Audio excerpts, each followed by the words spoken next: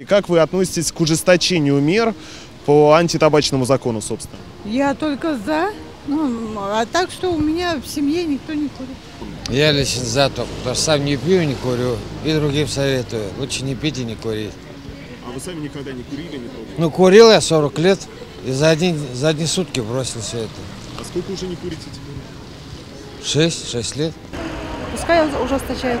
Я думаю, в магазинах надо запретить продавать сигареты. Если запрет в магазинах будет, то больше людей бросит курить. Все сейчас курят, и муж у меня курит тоже. Вы были бы не против, да, чтобы он отказался? Но он хочет тоже. Да, бросить. Вот пытается так-то. Мне кажется, это кто курит, это как-то наоборот отталкивает. Особенно если девчонки стоят, курят там. Я вот такая крутая, курю. А на самом деле, мне кажется, пацаны, вот я даже сверстники, мне кажется, они смотрят. Если курит девчонка, значит уже большой минус, в общем, вот так. Это очень плохая привычка. Ну, конечно, надо каким-то образом, я не знаю, делать так, чтобы люди поменьше курили, занимались спортом, вот, и всячески избавлять их от этой вредной привычки. Я не курил, не знаю, тягу вообще к этому, и вообще не курю.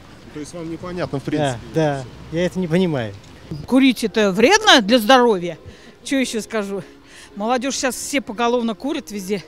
Даже дети идут, матеря идут с колясками и все курят. Это же некрасиво, конечно. А меры как оцениваете? Можно сказать, что современным курильщикам просто насильно заставляют их бросать в связи с тем, что поднимаются цены, как вы? Да, цены поднимаются на сигареты, правильно. Правильно, конечно.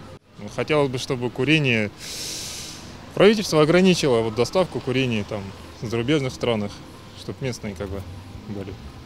Так, как и алкоголь в других магазинах продавали бы отдельно все курение, чтобы лицам, которым нету 18, туда не заходили. А вы сами сталкивались с этой проблемой? Нет, я сам не курю.